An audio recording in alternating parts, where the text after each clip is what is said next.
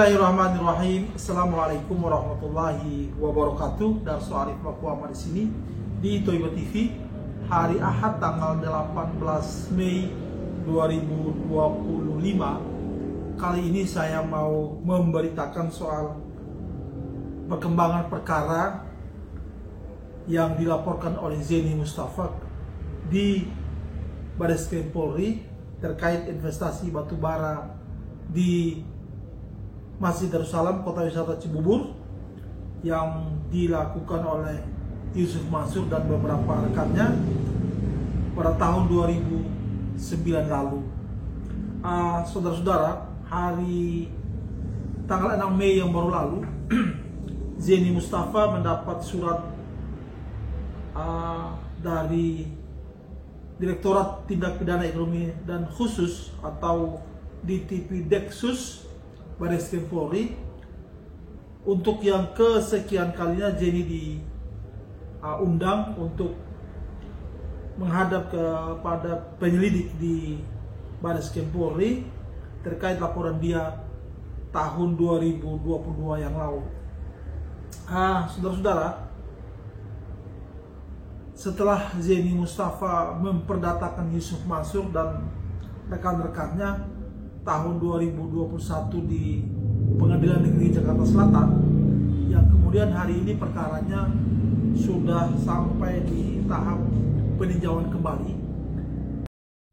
Setelah dari Pengadilan Negeri Jakarta Selatan dalam perkara perdatanya, Zeni Mustafa kemudian membawa masalah ini ke ranah pidana yang dia laporkan ke Mabes Polri pada pertengahan tahun 2022 yang lalu. Setelah dilaporkan, Mabes Polri telah mengeluarkan 3 surat perintah penyelidikan, yaitu pada bulan Januari tahun 2023, Agustus tahun 2024, dan pada 21 Januari tahun 2025 ini. Zeni Mustafa juga sudah beberapa kali diundang oleh penyidik ke Mabes Polri untuk memberikan keterangannya.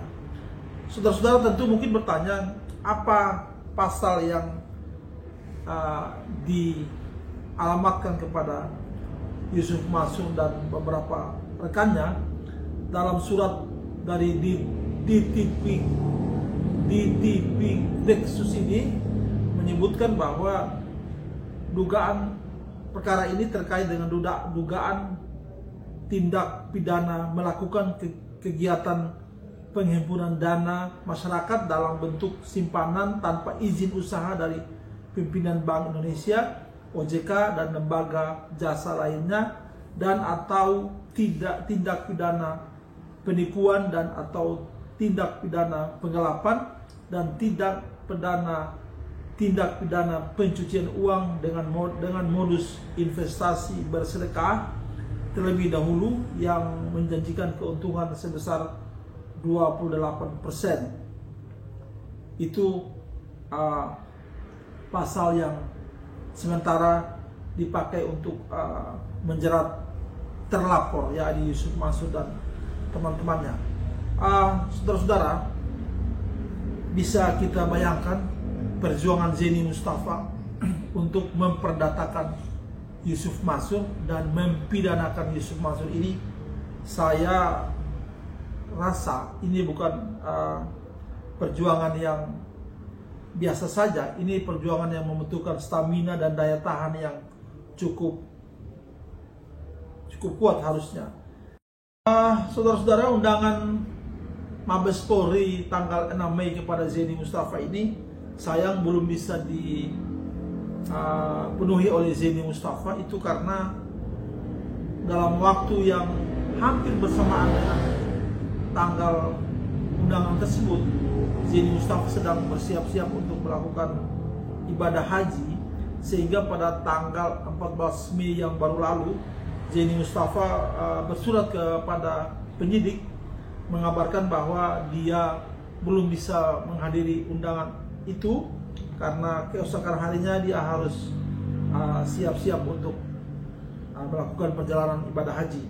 Zeni Mustafa telah bersurat kepada penyidik dengan judul mohon penundaan pengambilan keterangan dan dokumen, yang Zeni Mustafa meminta agar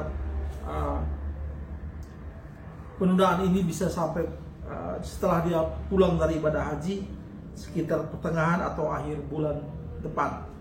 Saudara-saudara, bisa dibayangkan perjuangan Zeni Mustafa untuk memperdatakan maupun mempidanakan Yusuf Mansur dan beberapa pihak terkait investasi batubara tahun 2009 ini bukanlah sebuah perjalanan perkara yang gampang. Perkara ini baik perdata maupun pidana itu membutuhkan stamina dan daya tahan yang besar bagi seorang Zeni Mustafa. Bisa saja kalau ini terjadi pada sembarang orang atau sembarang pengacara, mungkin daya tahannya sudah selesai, staminanya sudah selesai dan menyerah di tengah jalan, sehingga Yusuf Mansur bertepuk tangan.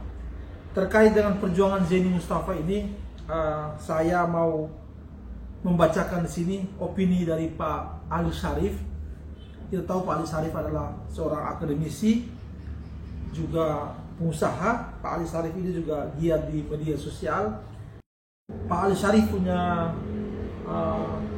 pandangan yang cukup jernih untuk menilai perkembangan politik dan hukum.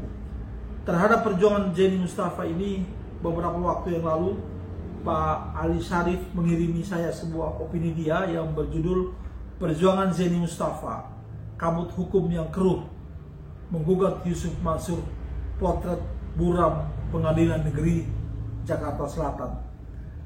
Kasus yang kini dihadapi pengacara Zeni Mustafa dalam memperkarakan Yusuf Mansur bukanlah sekedar perkara perdata atau pidana biasa.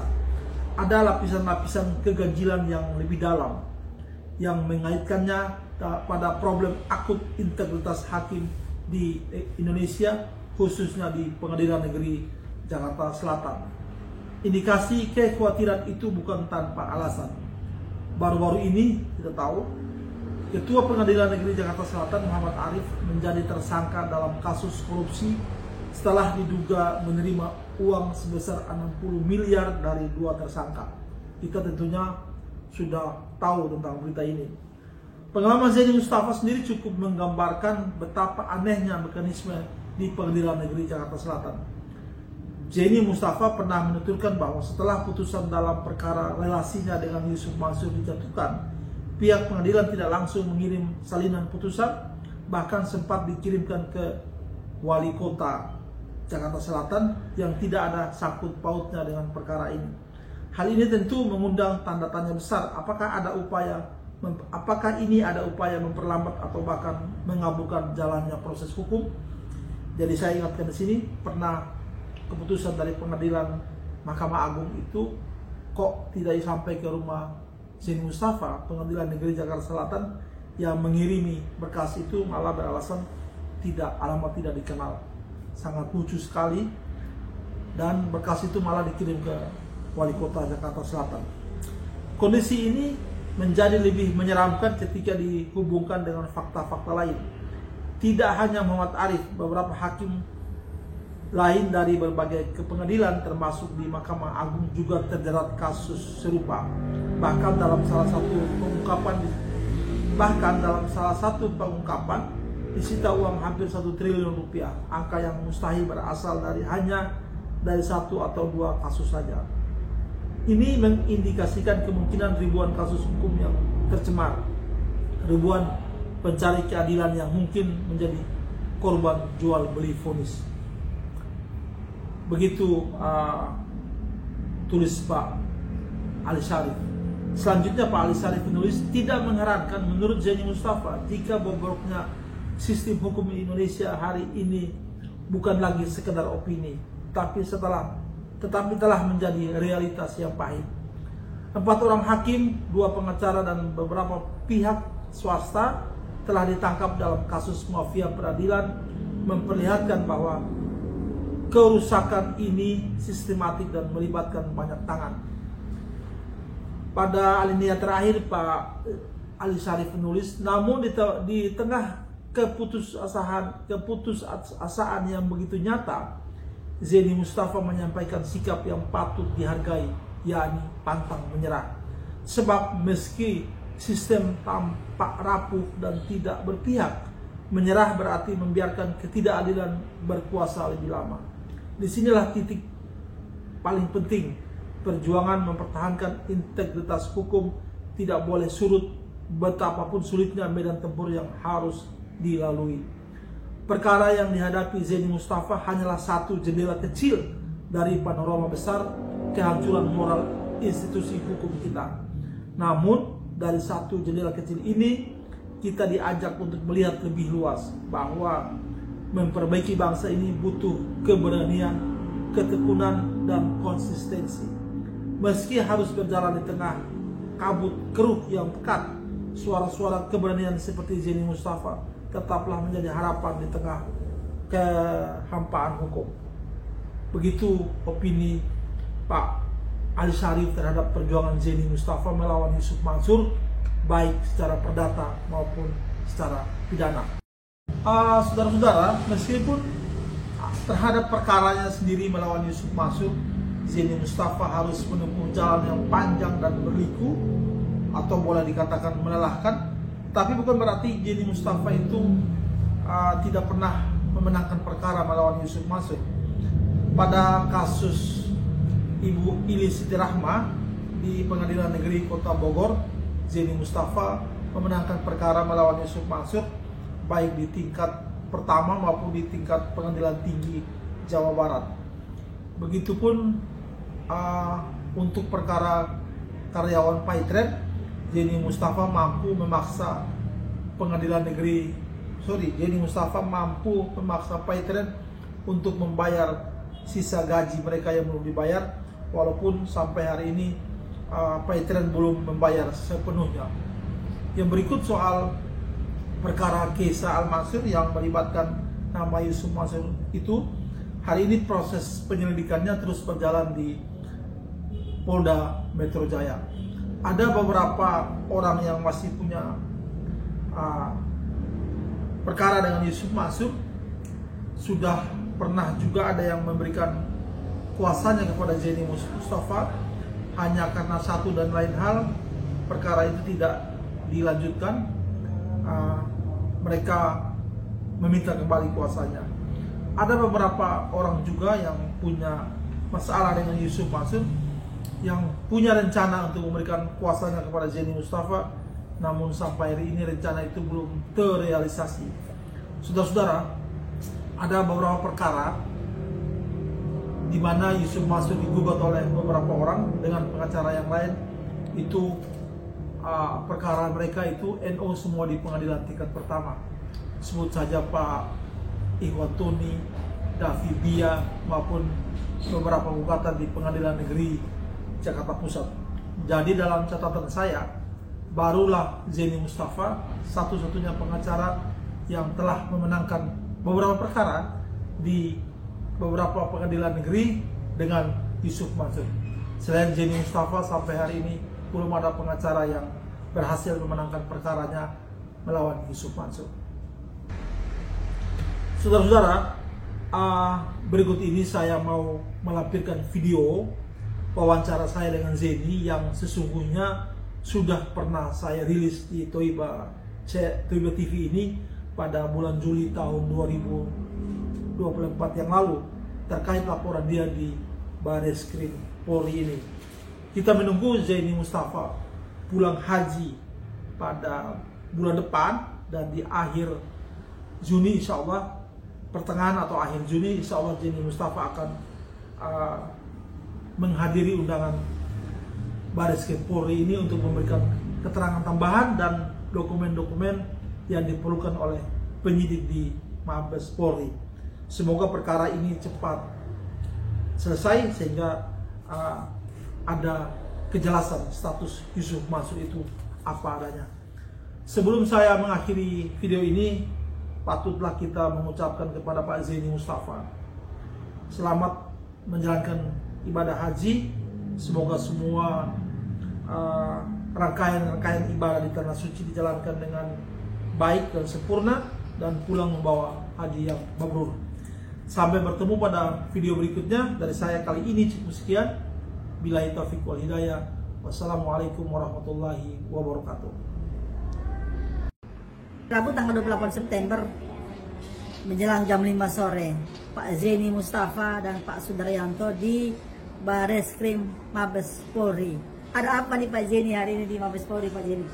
Silakan Ya, Pak. begini Pak Darso, hari ini saya memenuhi undangan dari Bareskrim Mabes Polri berkaitan dengan